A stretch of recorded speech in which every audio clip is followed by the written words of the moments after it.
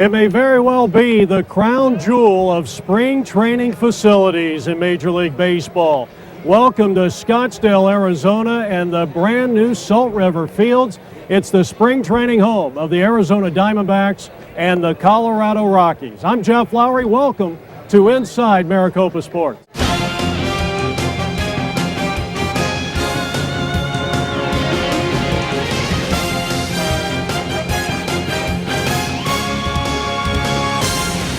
It's the inaugural season of Cactus League play at Salt River Fields for baseball's Arizona Diamondbacks and Colorado Rockies. We'll take you on a personal tour of this spectacular venue. What a success story for a former Maricopa junior college baseball player whose outstanding major league career started here in Arizona. And longtime Arizona Diamondbacks bullpen coach Glenn Sherlock joins us on Coach's Corner. Plus, a can't-miss golf tip from our friends at Talking Stick Golf Course. All coming up next on Inside Maricopa Sports. Stay with us. There's more to Salt River Fields than just a state-of-the-art baseball stadium. This facility was built on Indian land whose history dates back hundreds of years. Here's Kandace Hurdle and Mike Carotenuto to give us the inside scoop. Salt River Fields at Talking Stick is the newest spring training facility in baseball. This 11,000-seat stadium, which includes 12 practice fields and a lot of space for both teams, took 15 months to build. HKS was our architect. They did a great job on the design, but the teams had a lot of say. Each team has 85,000 square feet in their buildings. We're here at the spring training home of the Diamondbacks and Rockies in Scottsdale at Salt River Fields. And Kandace, there's some pretty interesting information that you're able to find out about the fields. What'd you find out? That's right, Mike. I found out the slogan for Salt River Fields at Talking Stick. 2 tribes, 2 teams, 1 home. The 2 tribes are the Salt River Pima Indian community and the Maricopa Indian community. The 2 teams, Arizona Diamondbacks and the Colorado Rockies. 1 home right here in Scottsdale, Arizona. Well, and that's great. And speak of 1 home, Kandace, we were able to catch up with the general manager of the facility, David Dunn, who's a very busy man, but he took a few minutes to talk about his responsibilities here at Salt River Fields. You've got to get all your staff together, your parking people, the police for traffic, security and police for the inside security, fire ready with the EMTs for first aid, food and beverage, merchandise. So there's a lot of different moving pieces to putting on a game and putting on a spring training season. Dunn believes this new spring training facility creates the most intimate environment between fans and players in all of baseball. Well, we want them to be able to get as up close to the players as possible without impeding the players' ability to get their work in.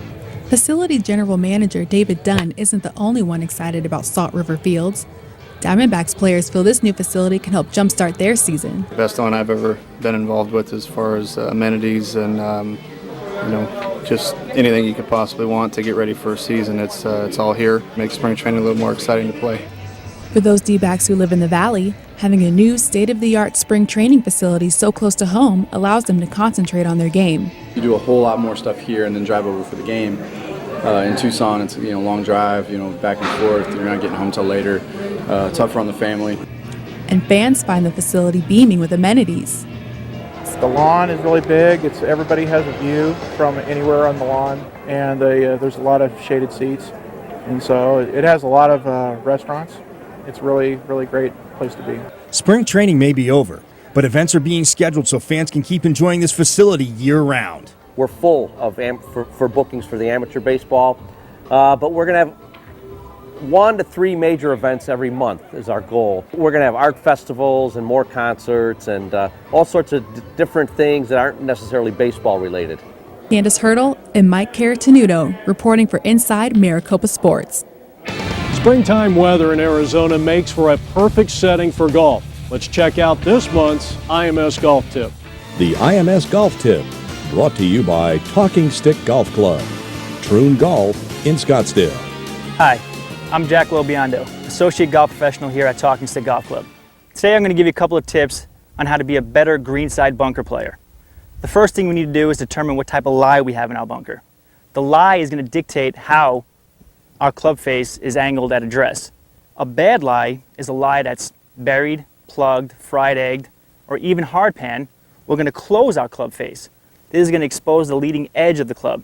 This is going to help us dig in the sand, take more sand out. Now for our bad lie, take our full swing grip again. For your left-handed golfers at home, your gripping procedure goes like this.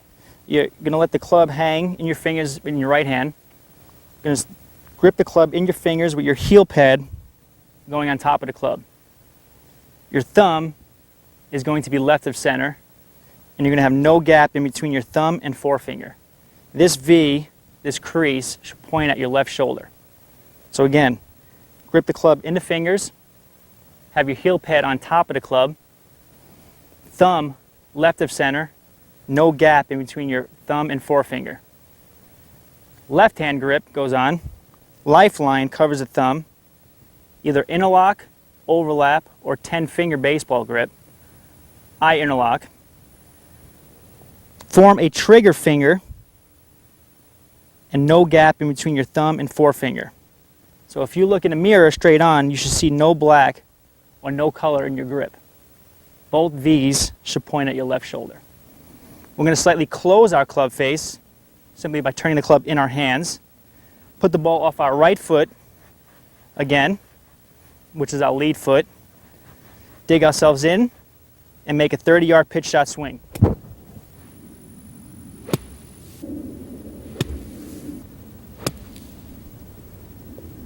The IMS Golf Tip has been brought to you by Talking Stick Golf Club, Troon Golf in Scottsdale. Allie Gloyd and Christina Buscher earn all ACCAC and all-region women's basketball honors for their on-court achievements in the 2010-2011 season. Congratulations to the Phoenix College men's basketball team for winning the NJCAA Region 1 championship and advancing to the national tournament. Batter up, it's spring training with the Arizona Cactus League. This season, catch exciting games featuring former Maricopa College's athletes. And that's your quick hits. I'm Kandace Hurdle. There are many great athletes that come from the Arizona Community College Athletic Conference. Let's check in with Mike Carotenuto as he caught up with Ian Kinsler in this edition of Where Are They Now? The boys of summer are back in the valley for spring training. And for some Cactus League players, it's a homecoming because their path to the big league started in the Arizona Community College Athletic Conference. The time in the conference is great. You know, I got a lot of time to work on my craft or baseball. Basically, at Central, we really had nothing else to do. It wasn't only the competitiveness of the conference that led Kinsler to come play at Central. The competition on the campus, with our own team was great. So it made you work hard when you had the players around you to kind of push you. Kinsler's time in the ACCAC was a key part on his road to the major leagues. It definitely prepared me for the collegiate level. From the ACCAC to the major leagues, Kinsler has always worked hard. But that's not the only advice he offers current players in the conference. Just to enjoy themselves playing baseball and to enjoy themselves at the level that they're at, and hopefully they can move on to the next level. Mike Carotenuto reporting for Inside Maricopa Sports. Stay with us because when we come back, we're going to catch up with the bullpen coach of the Arizona Diamondbacks, and he's been with the team since their inaugural season in 1998. Stay with us on Inside Maricopa Sports. Well, hi again, everybody, and welcome to Scottsdale, Arizona, the beautiful facility of Salt River Fields. And what a day it is for baseball, and we've got the bullpen coach with the Arizona Diamondbacks, Glenn Sherlock, joining us here on Coach's Corner, and thanks for taking the time out to visit with us. Happy to be here. Thanks for having me. Coach, now you've been here for 14 years. You were here when the team started back in 1998. How did you become a Diamondback? Well, originally I was a Yankee coach, and I came to the Diamondbacks with Buck Showalter in 1996. So we were here 2 years before we had a major league team. And had a great experience doing some scouting, doing some amateur scouting, doing some pro scouting, also getting ready for the expansion draft.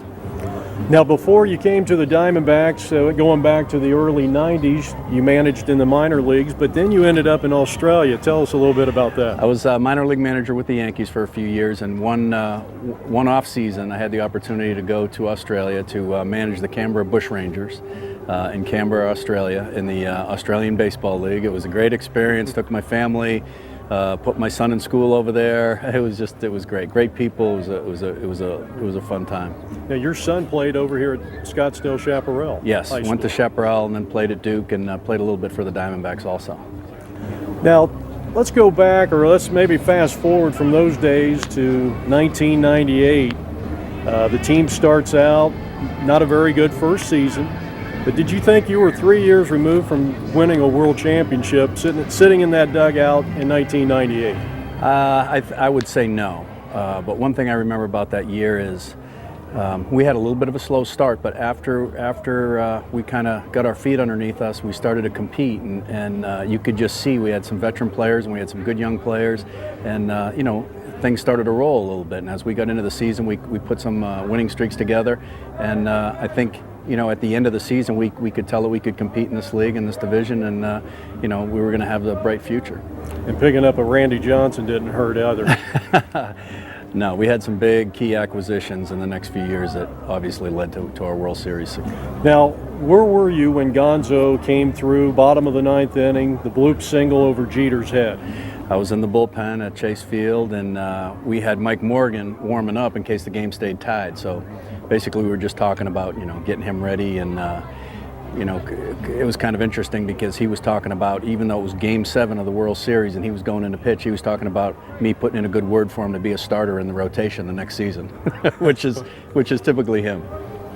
Now, what was it like at that moment that ball dropped in? I mean, can you take us into the bullpen and then inside the field there? I think that just that whole, everything that led up to that inning was just so strange. With the roof open at Chase Field, the wind started to swirl inside. There's all kinds of wrappers and cups and everything going through the air, and it started to rain a little bit. It was very strange. And then of course, Gonzo drops that ball in there, and it's history. Now, you talk about the duties of a bullpen coach. I would imagine that most baseball fans probably have no idea, what does a bullpen coach do, and what is the most important thing that you do down there? My responsibility mainly is I'm also the catching coach and the bullpen coach, so a lot of the stuff that we do is pregame. It's scouting reports, preparing the catchers and the pitchers to, how we're going to attack the hitters that particular night, weighing the strengths of our pitching staff against the weaknesses of the hitters and trying to come up with a happy medium. So basically it's a lot of preparation, and the same thing goes throughout the game. That we have each reliever has a role. Some guys are going to pitch earlier in the game, some guys are going to pitch later in the game. So as the game unfolds, my responsibility is just talking to those guys, making sure they're ready, making sure they pay attention to the game, seeing what the umpire's calling, seeing what guys are hitting, if they're swinging at the first pitch, just kind of making sure that they're paying attention and thinking along with what's going on. And you can just kind of see as the game goes on, inning by inning, guys start to lock it in as their role in the game starts to come up. So those are just some of the things. We talk about game situations, possible pinch hitters, situation of the games, that type of stuff. Before we let you go, Coach, what is your best bullpen story? Oh boy. Too many to count, probably. Yes, there's many stories, there's many characters down there. One of the characters we have is Jeff Matuzis, the bullpen catcher, who played for me with the Yankees in '89 in the Rookie League, and he's a character. I think that's something you ought to ask him. Okay. Coach Sherlock, thank you very much, and thank you for joining us here on Coach's Corner.